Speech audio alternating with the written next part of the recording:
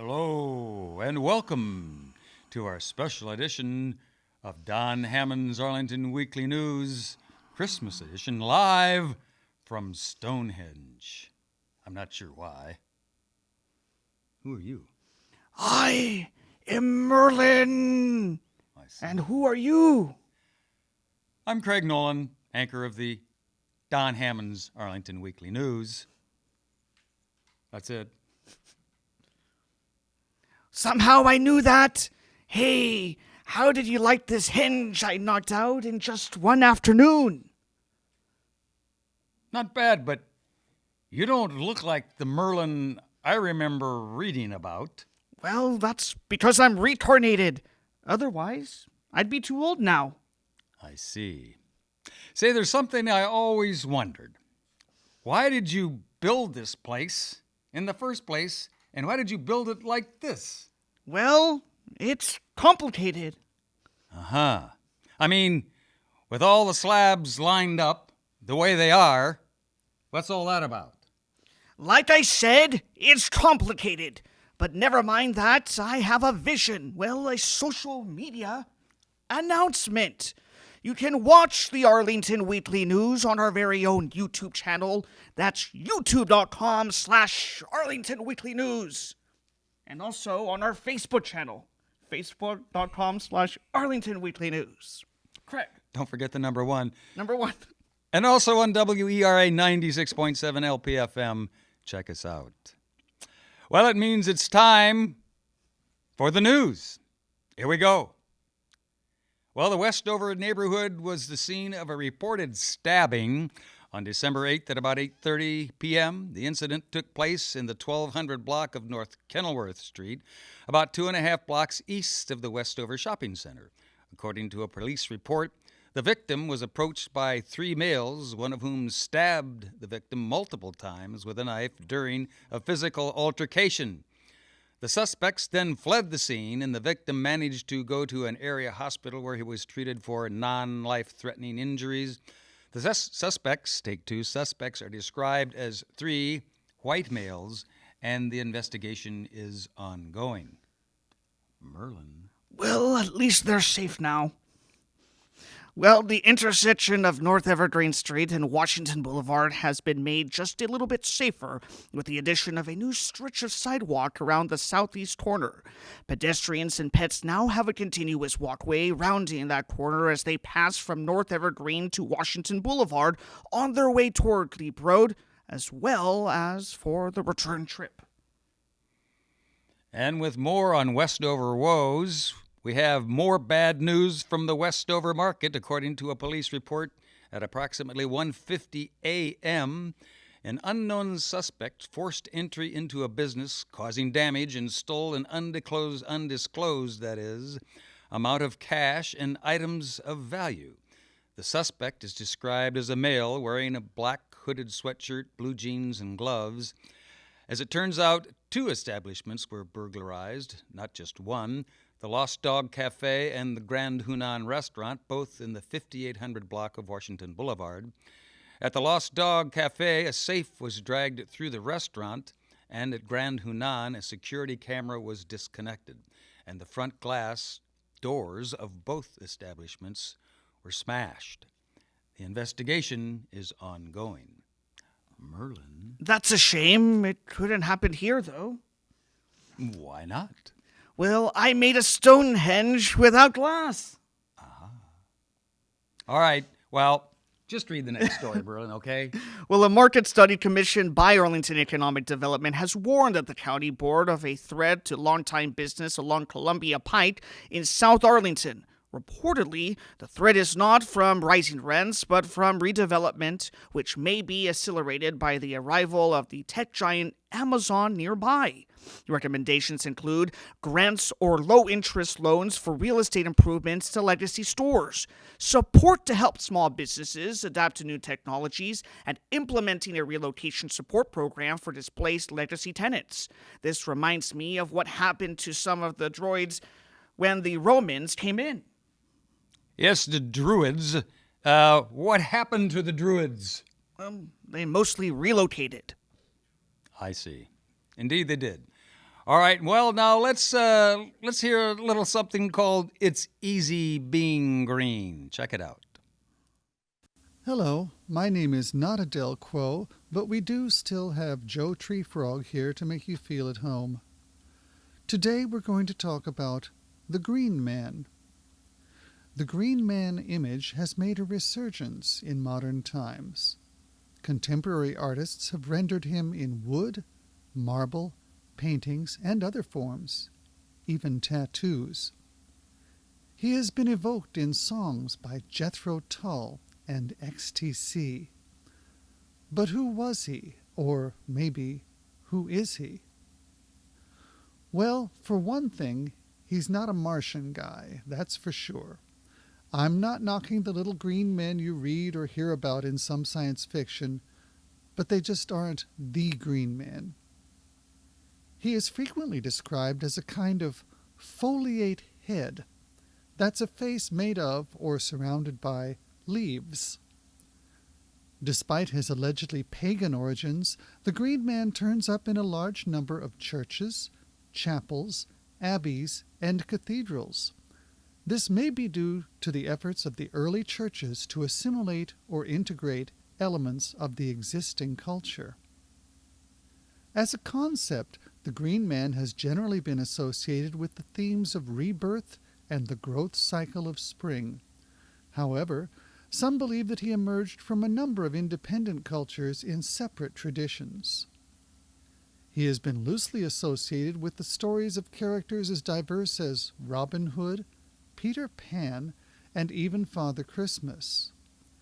The character of Tom Bombadil from J.R.R. Tolkien's Lord of the Rings has been identified as an embodiment of the Green Man theme. There are also animal versions of the Green Man, including green cats, green lions, and even green demons.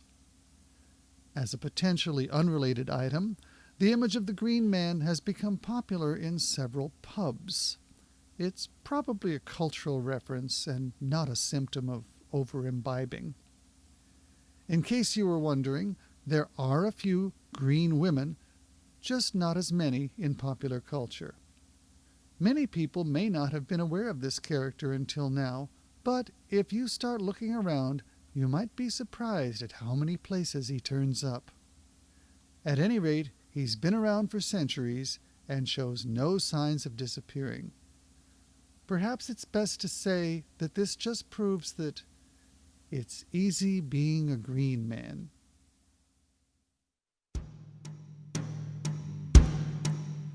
It's easy being green.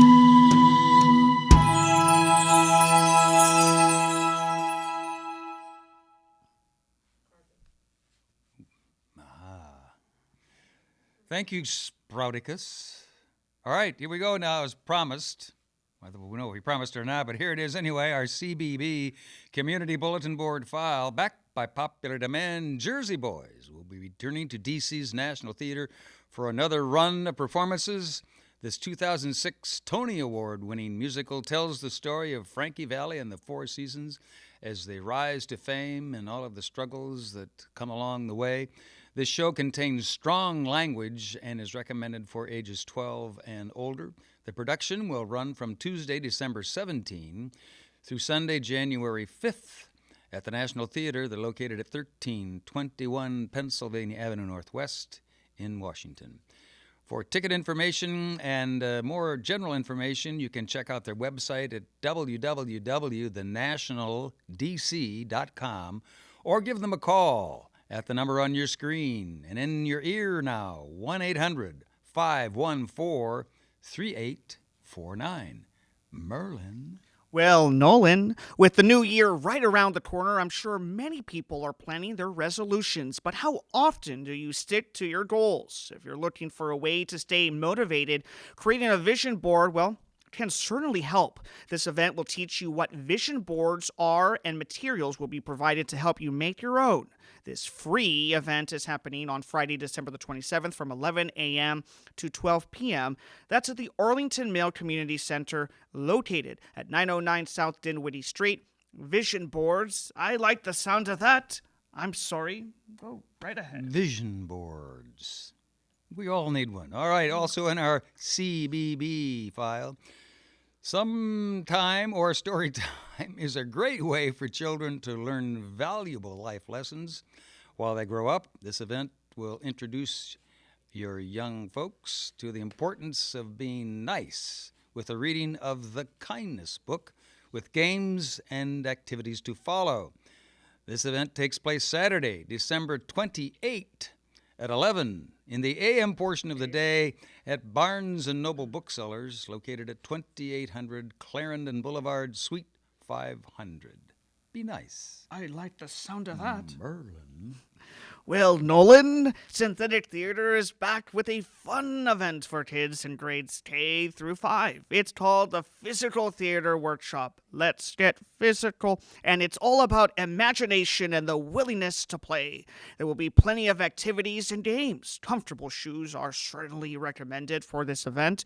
And that's coming up on Monday, December the 30th, from 2 to 3 p.m. in the Donnellan Auditorium at the Central Library, 1015 North Quincy Street. You can register online. Actually, why would you wear uncomfortable shoes? Wear comfortable shoes. Yeah. And as always, thanks to Jordan Guharski for this Guharski. week's CBeebies Stories. We'll be back with the news for seniors right after we hear from Denise Pringle, our theater reviewer, and her thoughts on A Christmas Carol. Here's Denise. Yes. Olney Theater Center is continuing its tradition of hosting Paul Morella's one-man adaptation of A Christmas Carol, based on the 1843 novella by Charles Dickens. This is the 10th anniversary production at Olney. It is the classic redemption story of Ebenezer Scrooge, the ill-tempered miser who transforms, early one Christmas morning, into a benevolent humanitarian after being visited by the spirit of his deceased partner, Jacob Marley, and the ghosts of Christmas past, present, and future.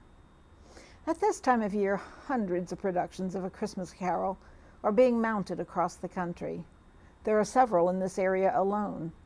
I have seen many of them, but I consider Morella's adaptation to be the ultimate. He tells the story in much the same way that Dickens did readings of his own works. He carefully chooses passages from the novella and totally inhabits each of the characters, giving them voices and mannerisms, expressive faces, and unique personas. You'll recognize the remorse of Marley, the loyalty of Bob Cratchit, the mirth of the Fezziwigs, the heartache of Belle, and the optimism of sickly Tiny Tim. He places a great emphasis on the fact that A Christmas Carol is, at its core, a ghost story. In his darkened bedchamber, Scrooge is visited by the three ghosts who startle him into seeing the errors of his dark and lonely life and awaken him as a compassionate, joyful soul. Morella truly captures the exuberance as well as the misery of Scrooge, whose name has become a synonym for a mean-spirited miser. Morella started A Christmas Carol at the theater in the Arts Barn in Gaithersburg in 2009. The production was entirely self-produced on a shoestring budget. The only splurge was sound design by Edward Moser. A stroke of luck brought it to the attention of the artistic director of Olney, who booked it for December of 2010. It has now played there for 10 years. It has evolved with the additions of a more sophisticated set, effective projections, and evocative lighting.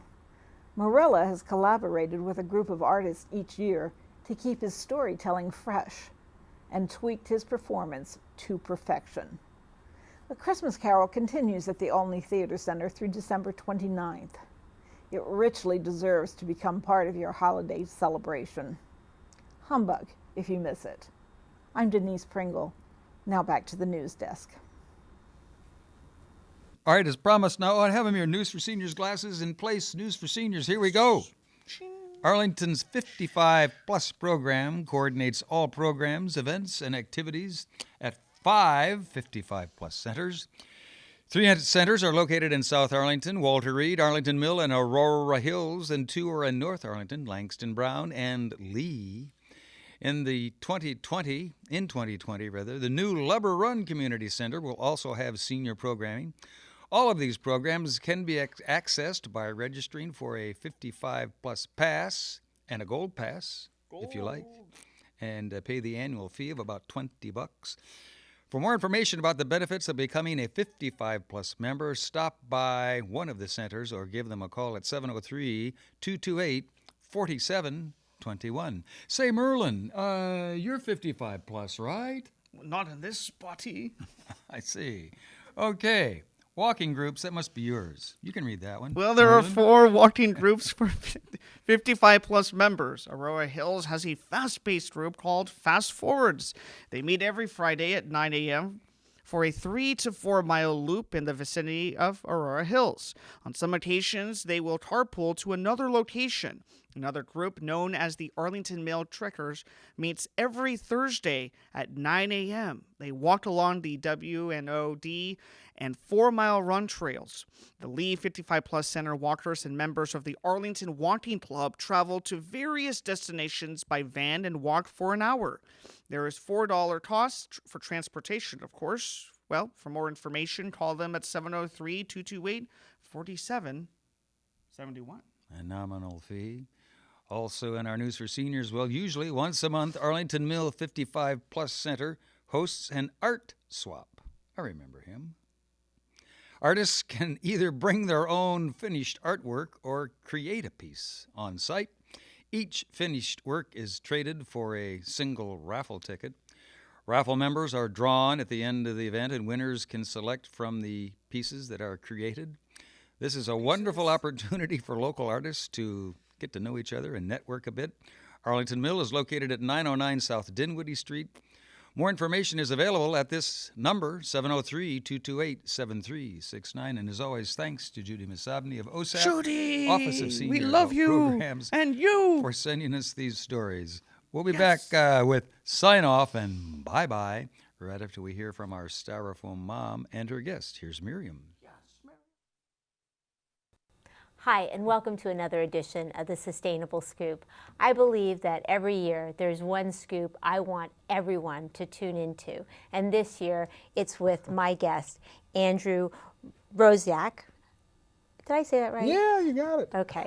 Andrew, you're working in an area that we wish didn't have to exist, but you're preparing educators in the event that there is a crisis or a potential shooter in preschools and early childhood programs.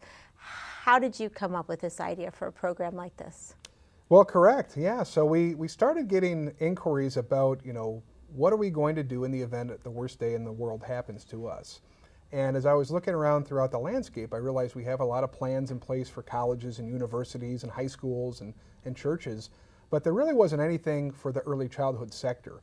So I started putting together a curriculum on what are we going to do to, first off, prevent this type of incident from happening, but then second off, if it does happen, how are we going to respond? So I put a curriculum together, and we've been traveling the country teaching the curriculum. So far we've been in 17 states, including 9 Native American tribal nations, and we've trained over 15,000 early childhood professionals on active shooter preparedness and response techniques. And so this is not about going in and creating chaos and watching people react or overreact or make mistakes. It's really about creating a methodical plan that people can sit back, discuss, kind of run through, and then have a certain sense of confidence that they're prepared for something they hope will never happen. Absolutely. We want early childhood folks to be taking care of the kids. That's what their bread and butter is. That's what they're good at. That's where their focus needs to be and should be. We can't expect them to be emergency preparedness experts. That's just not fair. So our courses are designed to help educate and empower individuals on what to do. We do it calmly. We do it thought-provokingly. We embrace the critical thinking skills. But at the end of the day, it's all about, how do we put yourself in that very unique situation, because each classroom is very, very different.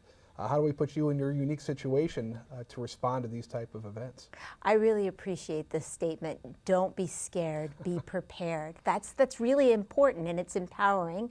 As you said, there are certain things that people should do in those situations, and they increase their likelihood of safety if they do. So what are some of the basics, the rock bottom basics? Well, I think we look pre-incident before we even start about the actual incident. So simple things that are low cost and you can do tomorrow, stuff like making sure you have sign in and sign out procedures. I can't tell you how many times we go to a school or a child care or a similar place and the doors are completely open and unlocked. I'm sorry, and it's sad to say, but we're past that point in our country at this time. Right, we have to be vigilant. Absolutely, and something as simple as locking your doors, again, that doesn't cost a lot of money to do. Other things that I see all the time is if you have a keypad at your facility, that's good, that's a step in the right direction, but a lot of times those keypads have never been changed. So the combination is always the same, it's the same for everybody.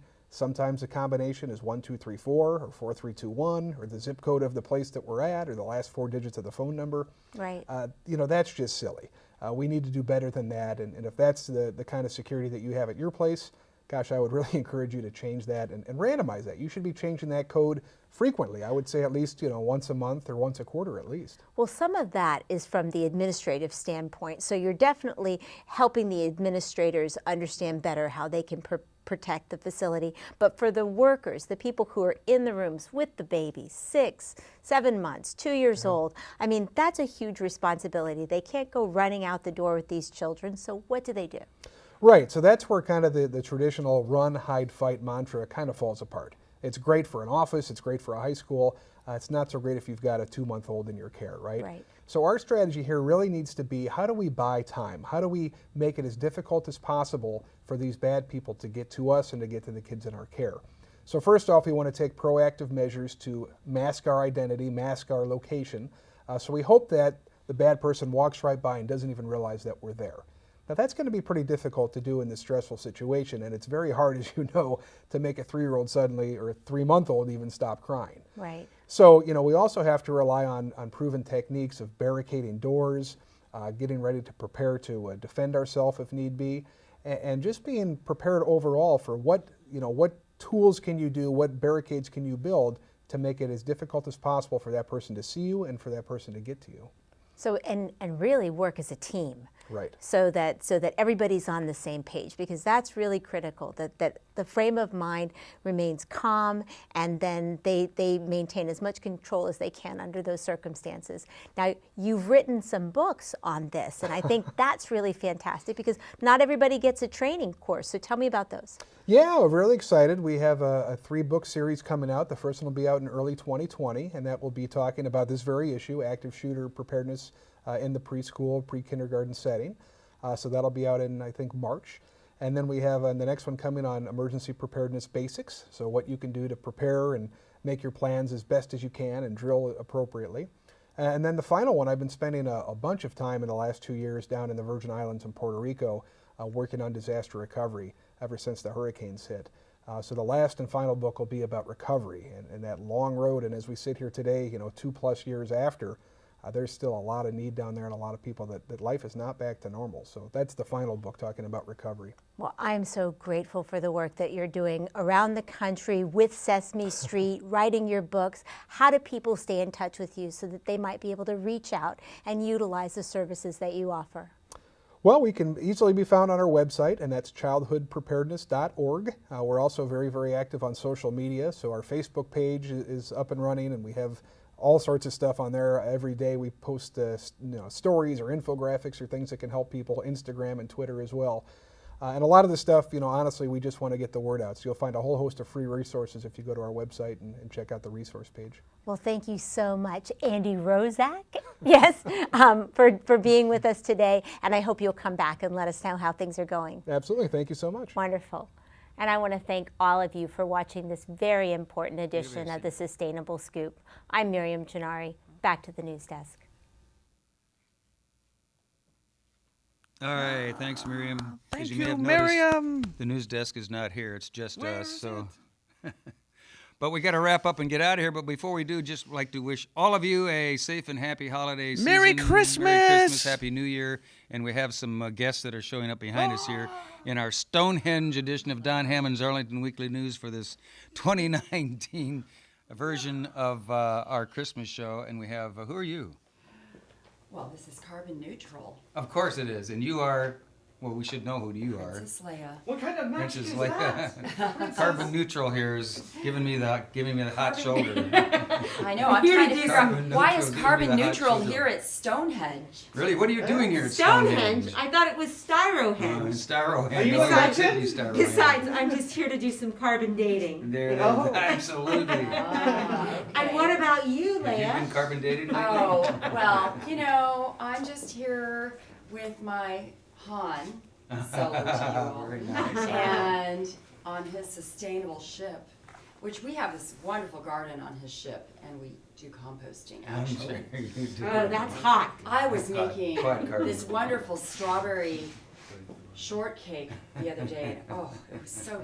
I was cutting that strawberry, and I got this overwhelming urge to ask Han to talk dirty to me, and so Uh-huh. he took that strawberry and he held it and he put it in my moist composting bin, and then Steaming hot. Oh. it was Composting bin. steaming hot. We gotta go! Oh, what would a Christmas show be without this guy? What are you doing here? Santa! It's I'm Santa! having a senior moment. Yeah, of I course checked you my are. list once and I can't find my list. What I don't happened to have your my list? I don't know. I have a list. Why do you have a list? Why? You ever heard of Craig's? Oh! Can I have your You list? can borrow my Can I list go like this? anytime, of course. You Oh, can borrow my You've list. been a nice boy. No You've been a problem. nice boy. Any day, any day. Carbon's giving you the hot Would you shoulder. put a little? Would you put a little coal in my stocking? Yeah, of course. A little coal. Really? But You're put it a little under coal. pressure. Ho, Ho, ho, ho! Yeah. What would Christmas be without the Christmas Aw. Nationals? Absolutely. World Series! World Series winners. Where did you get that suit? Santa gave it to me. Of course he did. Early. Where did you get that suit? Not the magic. Must have got it off of Craigslist. Of course you did. Of course. Craigslist. So, once again, thank you for watching this Christmas edition of Don Hammond's Arlington Weekly News. Thanks to all of you out there. Have a safe and happy holiday season.